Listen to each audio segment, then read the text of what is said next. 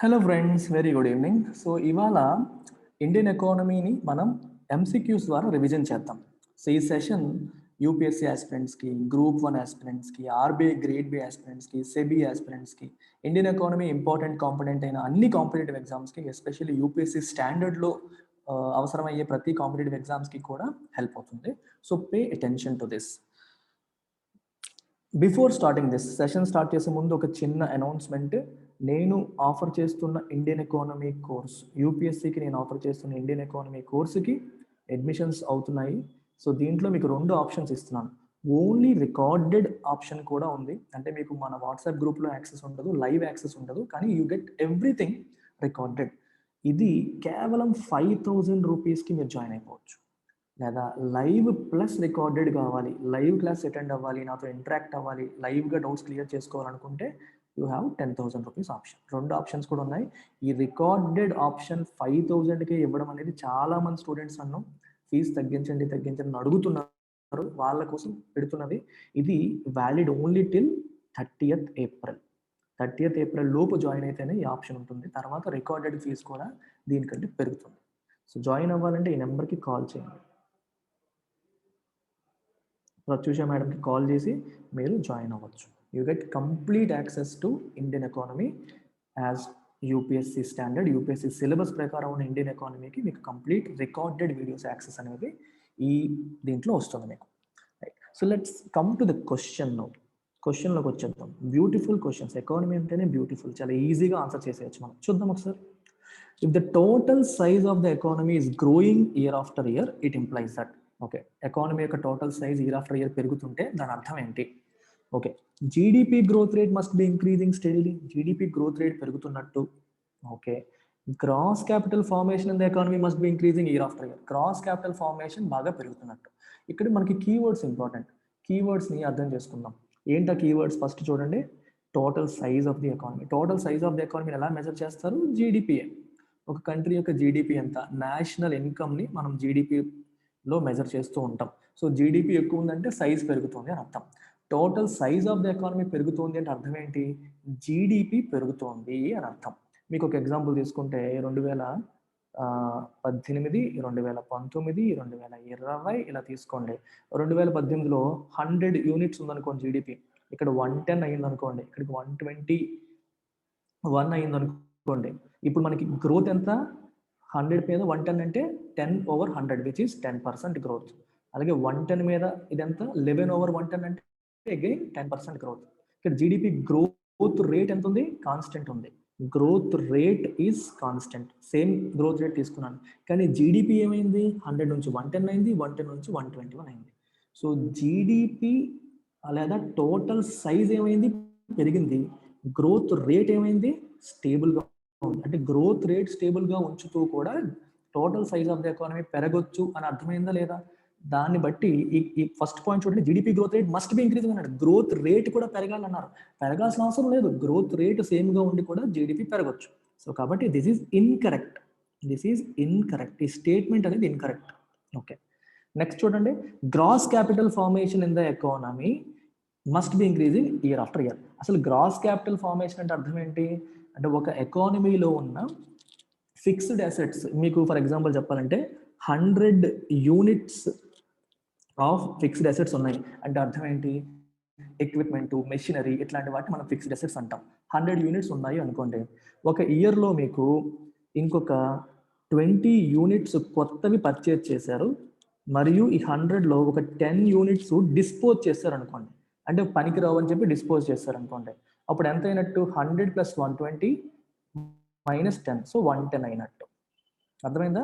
Gross capital formation ఎంత అయినప్పుడు? ఎడిషనల్గా ఎంత ఫామ్ అయినట్టు? 10 యూనిట్స్ ఫామ్ అయినట్టు. ఇంతకుముందు 100 ఉండేది, ఇప్పుడు 10 యూనిట్స్ అయ్యింది అంటారు. సో వీళ్ళు ఏమంటున్నారంటే ఎకానమీ సైజ్ పెరుగుతోంది, జీడిపి సైజ్ పెరుగుతోంది అంటే అర్థం గ్రాస్ క్యాపిటల్ ఫార్మేషన్ కూడా పెరుగుతోంది. అంటే ఒకప్పుడు 100 యూనిట్స్ ఉండేది, ఇప్పుడు 110 అయ్యింది, ఆ తర్వాత 120 అయింది, ఇది కూడా పెరుగుతోంది అని అర్థం అని చెప్పి ఈ స్టేట్మెంట్ చెప్తుంది. ఒక చిన్న ఎగ్జాంపుల్ తీసుకుందాం. ఏదన్నా ఒక ఇండస్ట్రీలో మీకు లెట్స్ సే ఒక 100 crore వర్త్ ఎక్విప్మెంట్ ఉంది. ఈ 100 crore వర్త్ ఎక్విప్మెంట్తో వాళ్ళు జనరల్గా ఏ ఇండస్ట్రీ, ఇప్పుడు కార్ ఇండస్ట్రీ తీసుకోండి, మారుతి సుజుకి ఎగ్జాంపుల్గా తీసుకోండి. మారుతి సుజుకి వాళ్ళు ఆల్రెడీ ఇన్వెస్ట్మెంట్ చేస్తారు, కొత్తగా ఏ ఇన్వెస్ట్మెంట్ చేయట్లేదు. ఆల్రెడీ ఉన్న ఇన్వెస్ట్మెంట్తో 2020లో వాళ్ళు 1000 కార్స్ ప్రొడ్యూస్ చేశారు అనుకుందాం. కానీ వాళ్ళ కెపాసిటీ ఇంకా ఎక్కువ. వాళ్ళు కోవిడ్ వల్ల కొంచెం షట్ డౌన్ చేసి తక్కువ ప్రొడ్యూస్ చేశారు. కానీ వాళ్ళకున్న ఎగ్జిస్టింగ్ కెపాసిటీతో వాళ్ళు యాక్చువల్గా 2000 కార్స్ కూడా ప్రొడ్యూస్ చేయొచ్చు. ఇప్పుడు 2021లో if they produce 2000 cars with the same 100 crores worth of investment, అంటే ఇంతకు ముందు ఎక్విప్మెంటే ఉంది. లాస్ట్ ఇయర్ 1000 కార్స్ చేశారు, ఇయర్ ఏమో 2000 కార్స్ చేశారు. అంటే అర్థం ఏంటి? గ్రాస్ క్యాపిటల్ ఫార్మేషన్ పెరగక్కర్లేదు, కానీ అవుట్పుట్ పెరగచ్చు. మనకి సేమ్ ఎక్విప్మెంట్తో, సేమ్ ఇండస్ట్రీతో, సేమ్ దాంతో కూడా అవుట్పుట్ పెంచవచ్చు. ప్రతి దానికి ఒక లిమిట్ ఉంటుంది. అవుట్పుట్ పెరిగిపోయింది కదా అని చెప్పి ఎక్విప్మెంట్ కూడా పెరిగిపోయింది, లేకపోతే మెషినరీ పెరిగిపోయింది అని అర్థం కాదు. సేమ్ మెషినరీతో కూడా దాని మ్యాక్సిమం ఎఫిషియన్సీ వరకు మనం అవుట్పుట్ పెంచుకుంటూ వెళ్ళొచ్చు. సో మెషినరీ సేమ్ ఉంచి అవుట్పుట్ పెంచినా సరే జీడిపి పెరుగుతుంది. గుడ్స్ అండ్ సర్వీసెస్ పెరిగితే జీడిపి పెరిగినట్టే కదా. సో కాబట్టి గ్రాస్ క్యాపిటల్ ఫార్మేషన్ కూడా ఇంక్రీజ్ అవుతోంది అనే విషయం కూడా ఇన్కరెక్టే. అంటే మస్ట్ అండ్ షుడ్గా గ్రాస్ క్యాపిటల్ ఫార్మేషన్ ఉండాల్సిన అవసరం లేదు, కొత్త ఎక్విప్మెంట్ ఉండాల్సిన అవసరం లేదు. ఉన్న ఎక్విప్మెంట్తో ఎక్కువ ప్రొడ్యూస్ చేసినా సరే జీడిపి పెరుగుతుంది, అది గుర్తుపెట్టుకోండి. ఈ ఎగ్జాంపుల్ ఎందుకు చెప్పాను అంటే గ్రాస్ క్యాపిటల్ ఎలా క్యాలిక్యులేట్ చేస్తారని చెప్పడానికి. కొత్తగా ఎన్ని యాడ్ అయ్యాయి, పాతవన్నీ పడేశారు, తీసేసి కొత్తగా ఎన్ని యాడ్ చేస్తే అది గ్రాస్ క్యాపిటల్ ఫార్మేషన్. అది మీకు క్యాలిక్యులేషన్ ఎలా చేస్తారని చెప్పడానికి అది చెప్పాను. కానీ ఇన్ఫ్యాక్ట్ కొత్తవేమి యాడ్ అవ్వకుండా కూడా అవుట్పుట్ అనేది పెరగవచ్చు. లాస్ట్ ఇయర్ కోవిడ్ వల్ల షట్ డౌన్ అయ్యి చాలా వరకు ఫుల్ ఎఫిషియన్సీలు ఎవరు పని చేయలేదు, ఈ ఇయర్ పని చేస్తున్నారు. ఇదే మీకు బెస్ట్ ఎగ్జాంపుల్. సో ఇది కూడా incorrect. Which of the following statements are incorrect అన్నాడు. ఏవి ఇన్కరెక్ట్? 1 ఇన్కరెక్ట్, 2 కూడా incorrect. Answer is both 1 and 2. So let's move to next question. Consider the following statements regarding incremental capital output ratio, ICOR. Okay, ఎప్పుడన్నా ఇట్లాంటి పదాలు వచ్చినప్పుడు first దాని అర్థం ఏంటో మనం తెలుసుకునే ప్రయత్నం చేయాలి. మీకు ఆల్రెడీ తెలిసి ఉండాలి ఈ పాటికే, తెలియకపోతే ఇప్పుడు తెలుసుకోండి. ఇంక్రిమెంటల్ క్యాపిటల్ అవుట్పుట్ రేషియో, దీని ఫార్ములా ఏంటి? Annual investment by incremental growth in output లేదా జీడిపి. జీడిపిలో వచ్చే incremental growth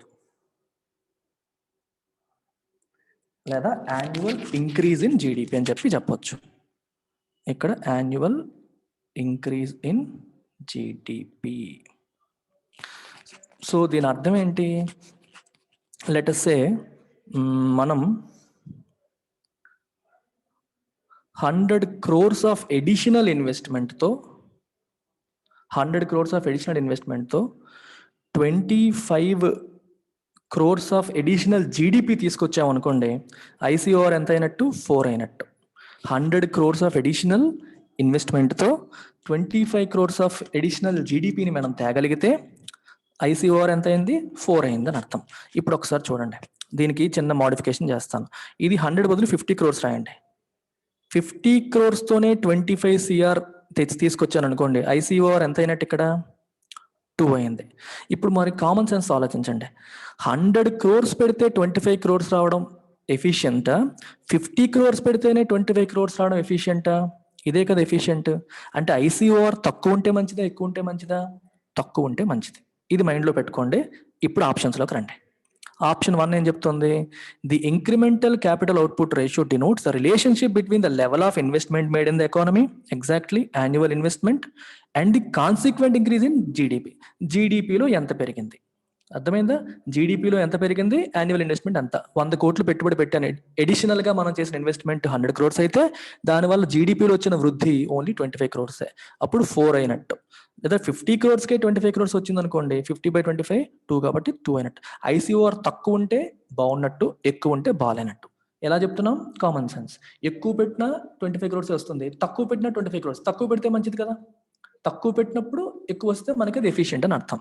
so option 1 definite గా కరెక్టే, ఎందుకంటే అది ఈ రెండింటి రిలేషన్షిప్ ని చెప్తుంది కాబట్టి. ఆప్షన్ 2 ఏంటి? The higher the ICOR, the higher the productivity of capital. తప్పు కదా. ఇప్పుడు ఏం చెప్పాం, ఐసీఓఆర్ ఎక్కువ ఉంటే ప్రొడక్టివిటీ తక్కువ. ఎందుకంటే 100 కోట్లకి 25 కోట్లు బెటరా, 50 కోట్లకి 25 కోట్లు బెటరా, 50 కోట్లకి బెటర్ కదా. సో ఐసీఓఆర్ తక్కువ ఉంటే బెటర్, ఎక్కువ ఉంటే కాదు. In the last 10 years ICOR has seen substantial decline in India. Last 10 years లో ఐసీఓఆర్ ఇండియాలో పెరిగిందా తగ్గిందంటే బాగా తగ్గింది అంటున్నారు. ఐసీఓఆర్ తగ్గింది అంటే పాజిటివా నెగిటివా? పాజిటివ్. కానీ లాస్ట్ 10 years లో ఐసీఓఆర్ అనేది ఇండియాలో డిక్లైన్ అవ్వలేదు. ఐసీఓఆర్ అనేది యాక్చువల్గా ఇండియాలో పెరిగింది. ఎందుకంటే 2017 వరకు, రైట్, 2017 వరకు 2017-18 ఆ ప్రాంతం అంతా 4.23 ఉండేది ఐసీఓఆర్. తర్వాత అది 4.6కి పెరిగిపోయింది లేటెస్ట్గా. సో ఇది ఫ్యాక్చువల్ ఇన్ఫర్మేషన్, మనకు తెలిస్తేనే పెడతారో లేకపోతే లేదు. It has not seen decline but it has seen increase. So answer ఏంటి? 1 only. Answer is C or 1 only. So understand this concept of ICOR here. Another question, which of the following expenditure by the government are considered as transfer payments? ఇందులో వేటిని transfer payments గా consider చేయవచ్చు? First keywords, transfer payments అంటే అర్థం ఏంటి? What is a transfer payment? చూడండి, government of India ఇక్కడ ఉంది. You are an individual here. Government is paying you money. Okay, if he is an employee, అతను ఏమిస్తున్నాడు గవర్నమెంట్కి? సర్వీసెస్ ఇస్తున్నాడు. రైట్. ఇఫ్ ఈజ్ మన్రేగా కూలీ, Mahatma Gandhi national rural employment guarantee act కింద ఒక అతను పని చేశాడు. సో అతను కూడా ఏం చేశాడు? సర్వీసెస్, తన సర్వీసెస్ ఇవ్వడం ద్వారా మనీ తీసుకున్నాడు.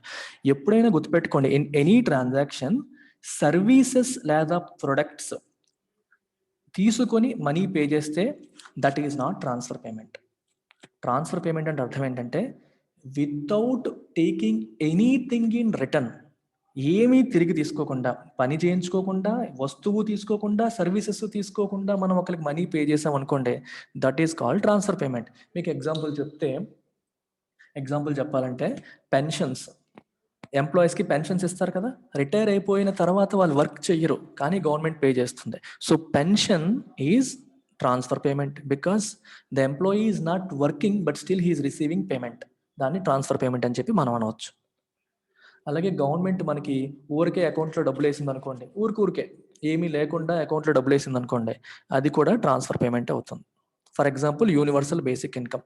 యూనివర్సల్ బేసిక్ ఇన్కమ్ అంటే అర్థం ఏంటంటే ఇండియాలో ఉన్న ప్రతి వ్యక్తికి కూడా, డబ్బున్నవాడు పేదవాడు అని కాదు, యూనివర్సల్గా ఉన్న అందరికీ కూడా మినిమం స్టాండర్డ్ ఆఫ్ లివింగ్ ఉండడం కోసం గవర్నమెంటే మన అకౌంట్స్లో కొంత మనీ వేస్తే దాన్ని యూనివర్సల్ బేసిక్ ఇన్కమ్ అంటారు.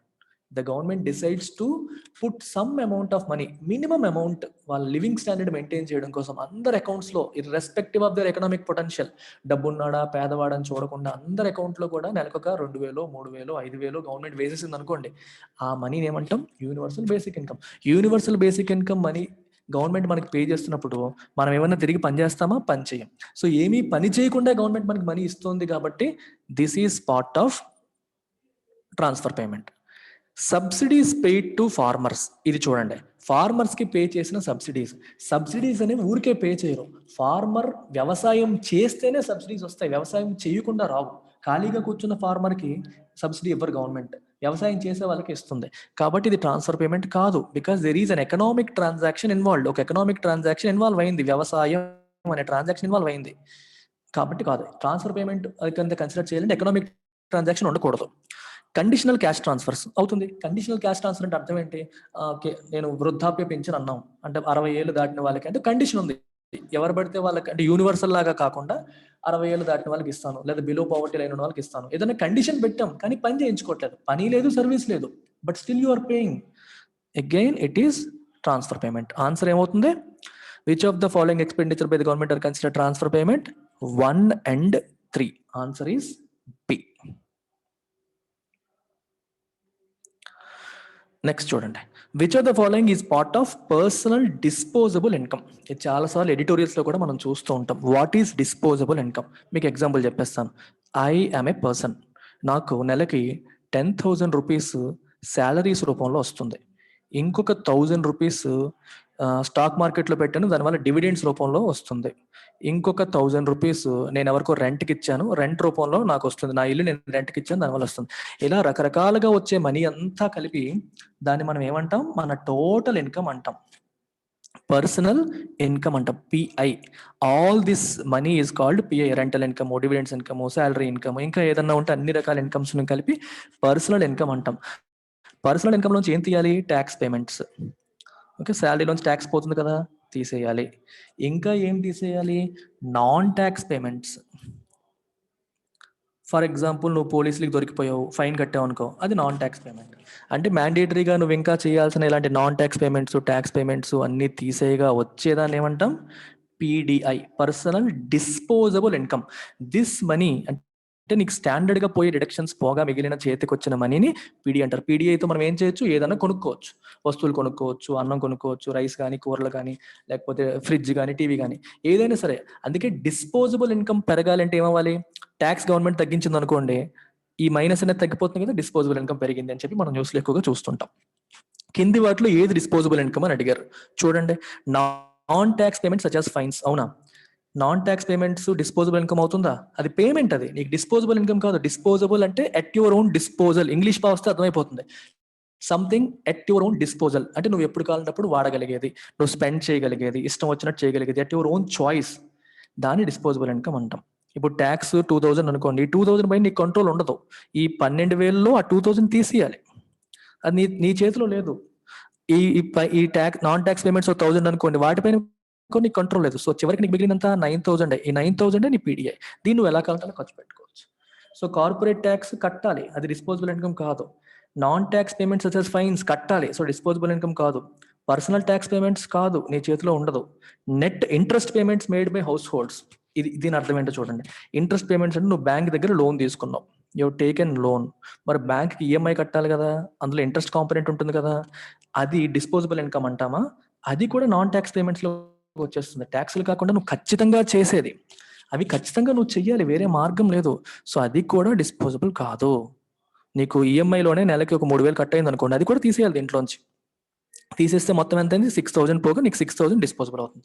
అంటే మన ట్యాక్స్లు, ఫైన్లు, ఈఎంఐలు అన్నీ తీసేయగా ఏది మిగులుతుందో, the money that is left with you for you to spend, ఎలాగంటే అలా స్పెండ్ చేయడానికి మిగిలిన మనీని మనం డిస్పోజబుల్ ఇన్కమ్. ఈ 4 కాదు answer, none of the above. Let's look at final question for the day. Consider the following statements regarding GDP deflator. Okay, కొత్త పదం వచ్చేసింది. Now let's understand what is GDP deflator. Keyword రాగానే దాన్ని అర్థం చేసుకునే ప్రయత్నం చేసి ఆప్షన్స్ మనం ఎలిమినేట్ చేసుకుంటూ వెళ్ళాలి. మీకు సింపుల్ ఎగ్జాంపుల్ మళ్ళీ చెప్తాను. జీడిపి క్యాలిక్యులేషన్, మీకు ఒక ఎగ్జాంపుల్, 2015-16 బేస్ ఇయర్ అనుకోండి. ఇప్పుడేమో 2020-21 జీడిపి. ఓకే, మీకు చిన్న ఎగ్జాంపుల్ ప్రకారం ఒక కంట్రీలో కేవలం 1000 టన్స్ ఆఫ్ స్టీల్ మాత్రమే ప్రొడ్యూస్ అవుతుంది అనుకోండి. ఎగ్జాంపుల్ కోసం చెప్తున్నాను, 1000 టన్స్ ఆఫ్ స్టీల్ మాత్రమే ప్రొడ్యూస్ అవుతుంది. ఒక టన్ను 1000 రూపీస్ అంటే 1000 into 1000 ఎంత ఏం చెప్పండి, 10 lakhs అంతేనా? ఇది ఆ కంట్రీ యొక్క జీడిపి అవుతుంది. ఈ 1000 రూపీస్ పర్ టన్ ఏదైతే ఉందో దీన్ని మనం ఏమంటాం, బేస్ ఇయర్ ప్రైస్ అంటాం. 2015-16 బేస్ ఇయర్ అనుకుంటే ఇది బేస్ ఇయర్ ప్రైస్. బాగానే ఉంది. ఇప్పుడు ఇక్కడికి రండి, 2020-21 రండి. ఇక్కడికి వచ్చేసరికి ఈ 1000 రూపీస్ కాస్త 1200 అయిపోయింది అనుకోండి. అంటే ఏమైంది, ప్రైస్ పెరిగింది, కానీ ప్రొడక్షన్ 1000 టన్స్ దగ్గరే ఉందనుకోండి. ఓకే, ప్రొడక్షన్ ఏమో సేమ్ ఉంది, కానీ టన్ను రేట్ పెరిగిపోయింది. 2 మల్టిప్లై చేస్తే ఎంత అయింది, 12 lakhs అయిపోయింది. సో 2020-21లో జీడిపి ఎంత అంటే 12 lakhs అని చెప్పి అంటాం. ఈ జీడిపి 12 lakhs. ఈ కాన్సెప్ట్ ఇలా మైండ్లో పెట్టుకోండి. ఇప్పుడు ఒకసారి ఆప్షన్స్లోకి వద్దాం. మరి వాట్ ఈజ్, ఇక్కడ ఇంకొక కాన్సెప్ట్ చెప్పాలి మీకు. 12 lakhs అయింది కదా, ఈ 12 lakhs మనం ఏమంటామంటే నామినల్ జీడిపి అంటాం. ఏమంటాం, నామినల్ జీడిపి. నామినల్ జీడిపి అంటే అర్థం ఏంటంటే అప్పటికున్న రేట్ల ప్రకారం క్యాలిక్యులేట్ చేసేసేది. అప్పటికున్న రేట్ అంతా 1200 పర్ టన్, దాన్ని బట్టి చేసేదాన్ని మనం నామినల్ జీడిపి అంటాం. మరి 2020-21లో రియల్ జీడిపి ఎంత అని అడిగితే ఏం చెప్తారు, రియల్ అనే పదం చూడండి, రియల్ నిజంగా జీడిపి ఎంత. జీడిపి అంటే అర్థం ఏంటి?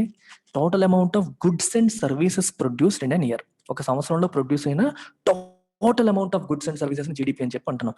ప్రొడక్షన్లో ఏమైనా మార్పు ఉందా చూడండి, ఇక్కడ 1000 టన్స్, ఇక్కడ 1000 టన్స్. ప్రొడక్షన్లో ఎటువంటి మార్పు లేదు, కానీ జీడిపి పెరిగిపోయింది. సో కాబట్టి రియల్గా మనం తీసుకోవాలంటే ఏం చేయాలి? ప్రైసెస్లో ఉన్న పెరుగుదలని ఎలిమినేట్ చేసి ఒక స్టాండర్డ్ ప్రైస్, దాన్ని బేస్ ఇయర్ ప్రైస్ అంటారు. ఏ సంవత్సరాన్ని అయితే బేస్ ఇయర్ అనుకుంటామో ఆ సంవత్సరంలో ఉన్న ప్రైసెస్ మాత్రమే అప్లై చేసి ఈ సంవత్సరం production into base year price చేస్తే వచ్చేదాన్ని రియల్ జీడిపి అంటారు. ఈ సంవత్సరం ప్రొడక్షన్ ఇంటూ ఈ సంవత్సరం ప్రైసెస్ చేస్తే వచ్చేదాన్ని నామినల్ జీడిపి అంటారు. మరి what is GDP deflator? GDP deflator is nothing but nominal GDP by real GDP. అంటే అర్థం ఏంటి? ఈ సంవత్సరం production of services at goods into this years prices by production of services goods, ఈ సంవత్సరం production and services into base years price. Production సేమే తీసుకుంటాం, కానీ ప్రైస్ బేస్ ఇయర్ది తీసుకుంటే రియల్ జీడిపి అంటాం. ప్రొడక్షన్ ఈ సంవత్సరంతో తీసుకొని ప్రైసెస్ కూడా ఈ సంవత్సరంతో తీసుకుంటే నామినల్ జీడిపి అంటాం. ఈ రెండింటికి ఉన్న రేషియోని జీడిపి డిఫ్లేటర్ అంటారు. మీరు కామన్ సెన్స్తో ఇక్కడ అర్థమైతే మనం ఇప్పుడు చేసిన దాంట్లో 12 lakhs by 10 lakhs వస్తుంది, అంతేనా? నామినల్ జీడిపి ఎంత? 1200 rupees ఇంటూ 1000. రియల్ జీడిపి ఎంత? 1000 rupees ఇంటూ 1000. ప్రొడక్షన్ ఈ సంవత్సరంతో చూస్తున్నాం, కానీ రేటు అప్పటి పాత చూస్తున్నాం. ఇది concept of GDP deflator. Now let's look at the questions. GDP deflator is a measure of level of prices, అంతేనా, of all new domestically produced final goods and service in economy. అంతే కదా? GDP deflator బాగా ఎక్కువ ఉంది అంటే అర్థం ఏంటి? ఇది 12/10 వేసాను అంటే 1.2. అదే ఈ సంవత్సరం జీడిపి డిఫ్లేటర్ 1.3 ఉందనుకోండి, అంటే అర్థం ఏంటి? ఈ న్యూమరేటర్ ఇంకా పెరిగినట్టు కదా, అంటే 13 లక్షలు అయినట్టు. న్యూమరేటర్ పెరిగిందంటే అర్థం ఏంటి? నామినల్ జీడిపి పెరిగినట్టు. నామినల్ జీడిపి పెరిగిందంటే ఈ సంవత్సరం ప్రొడక్షన్ ఇంటూ ఈ సంవత్సరం ప్రైసెస్ పెరిగిపోయాయి అని అర్థం. జీడిపి డిఫ్లేటర్ పెరిగే కొద్దీ ప్రైసెస్ పెరిగాయి అని అర్థం అనమాట. సార్ మరి మీరు కొంతమంది డౌట్ రావచ్చు, సార్ ప్రొడక్షన్ పెరిగినా సరే జీడిపి పెరుగుతుంది కదా అని. ఎందుకంటే కింద కూడా సేమ్ ప్రొడక్షనే ఉంది కదా. మీరు క్యాలిక్యులేషన్ తీసుకుంటే 1000 tons ఇంటూ 1200 rupees, కింద కూడా 1000 tons ఇంటూ 1000 rupees. ఈ 1000 పోయింది. ఒకవేళ ప్రొడక్షన్ పెరిగింది అనుకోండి, పైన కూడా 1200, కింద కూడా 1200 వేస్తాను. ప్రొడక్షన్ అనేది ఈ సంవత్సరం వేస్తాను రెండింటికి, కానీ పైన రేట్లు వేసేటప్పుడు పై దానికి ఈ సంవత్సరం రేటు 1200, కింద దానికి బేస్ ఇయర్ రేటు 1000 వేస్తున్నాను. సో ప్రొడక్షన్తో సంబంధం లేదు, ఎందుకంటే పైన కింద సేమే వస్తుంది. రేట్లు అనేవి ఈ సంవత్సరం ఎక్కువ ఉంది అనుకుంటే న్యూమరేటర్ పెరిగిపోతుంది, జీడిపి డిఫ్లేటర్ పెరిగిపోతుంది. సో జీడిపి డిఫ్లేటర్ అనేది లెవెల్ ఆఫ్ ప్రైసెస్ యొక్క మెజర్. అవును, ఎక్కువ ఉంది అంటే ప్రైసెస్ ఎక్కువ ఉన్నాయి అని అర్థం. నెక్స్ట్ చూడండి, second point. Unlike CPI, GDP is not based on a fixed basket of goods and services. కరెక్టే కదా. సిపిఐ అంటే కన్స్యూమర్ ప్రైస్ ఇండెక్స్. 3 చూడండి, మీకు 3 ఉంటాయి: CPI, WPI, GDP deflator. Inflation indicate చేసేవి ఇవన్నీ కూడా. సిపిఐ ఎట్ రిటైల్ లెవెల్ అంటే కన్స్యూమర్ లెవెల్లో ఫుడ్, బెవరేజెస్, ట్రాన్స్పోర్ట్కి అయ్యే ఖర్చులు, ఇట్లాంటి వాటన్నిటిని ఒక ఫిక్స్డ్ బాస్కెట్, ఒక 600 ఐటమ్స్ ఎన్నో తీసుకొని వాటి ధరలు లాస్ట్ ఇయర్ ఎలా ఉన్నాయి, ఇప్పుడు ఎలా ఉన్నాయని చూసేది CPI, consumer price index. WPI wholesale price index. ఇది ప్రొడ్యూసర్ దగ్గర అంటే రా మెటీరియల్ ప్రైసెస్ చూస్తుంది. దీంట్లో రిటైల్ కాంపోనెంట్స్ చూడరు, సర్వీసెస్ చూడరు. అంటే మన స్కూల్ ఫీజులు ఎంత అయ్యాయి, ట్రాన్స్పోర్ట్కి ఎంత అయ్యేది అనేది డబ్ల్యూపిఐలో చూడదు. ఇండస్ట్రీ లెవెల్లో రా మెటీరియల్ ప్రైసెస్ మాత్రం ఇది ట్రాక్ చేస్తుంది. ఇది కూడా ఒక ఫిక్స్డ్ బాస్కెట్. ఈ రెండు కూడా ఫిక్స్డ్ బాస్కెట్ ఆఫ్ గుడ్స్, అంటే కొన్ని రకాల ఐటమ్స్ ని మాత్రమే చూసి వాటి ధరలో ఉన్న పెరుగుదలను బట్టి ఇండికేట్ చేస్తారు. జీడిపి డిఫ్లేటర్ మొత్తం ఎకానమీ ఇందాక ఏం చేశాను, nominal GDP by real GDP, complete ఎకానమీలో ఉన్న అన్ని ధరలు కూడా ఇందులోకి వచ్చేస్తాయి. సో అందుకని జీడిపి డిఫ్లేటర్ అనేది వీటిలాగా ఫిక్స్డ్ బాస్కెట్ ఆఫ్ గుడ్స్ పైన ఆధారపడింది కాదు. అన్లైక్ అన్నాడు కదా, సో ఇది కూడా కరెక్ట్ స్టేట్మెంటే. ఇది correct. And GDP deflator is negative, it necessarily means that there is inflation in the economy. Deflator negative అయితే it means that there is deflation in the economy. Inflation ఉన్నట్ట, deflation ఉన్నట్ట చెప్పండి. GDP deflator negative అయిందంటే అర్థం ఏంటి? Numerator తగ్గింది, denominator పెరిగింది అని అర్థం. న్యూమరేటర్ తగ్గి డినామినేటర్ పెరిగింది అని అర్థం. యాక్చువల్గా నెగిటివ్ అని అనకూడదు, <1 అని అనాలి. అంటే నామినల్ జీడిపి అనేది రియల్ జీడిపి కంటే తక్కువ ఉంటే, నామినల్ జీడిపి రియల్ జీడిపి కంటే తక్కువ ఉన్నప్పుడే కదా జీడిపి డిఫ్లేటర్ అనేది లెస్ దాన్ 1 ఉంటుంది. లెస్ దాన్ 1 ఇక్కడ నెగిటివ్ అనే మోడ్లో రాశారు, నెగిటివ్ అనే సెన్స్లో రాశారు. So it is less than real GDP. Nominal GDP real GDP కంటే తక్కువ అంటే అర్థం ఏంటి? ప్రొడక్షన్ సేమ్ అంటే ఇప్పుడున్న ప్రైసెస్ ఇంతకు ముందు ఉన్న బేస్ ఇయర్ తో ఉన్న ప్రైసెస్ కన్నా తగ్గాయి. ప్రైసెస్ తగ్గితే దాన్ని ఏమంటాం? డిఫ్లేషన్ అంటాం. We don't call it inflation, we call it deflation. So it necessarily means that there is deflation in the economy, not inflation in the economy. Answer is 1 and 2. అర్థమైందా? GDP deflator తక్కువ ఉందంటే nominal GDP తక్కువ ఉంది, real GDP ఎక్కువ. Nominal GDP తక్కువ ఉందంటే ఈ సంవత్సరం ప్రైసెస్ తక్కువ ఉన్నాయి బేస్ ఇయర్ తో కంపేర్ చేసుకుంటే అని అర్థం. I hope you have got it. Let's catch up again in the next MCQ session. So ఈ లోపు మీరు ఇండియన్ ఎకానమీ క్లాసెస్ నావి జాయిన్ కావాలంటే you can call this number and join. Take care, by.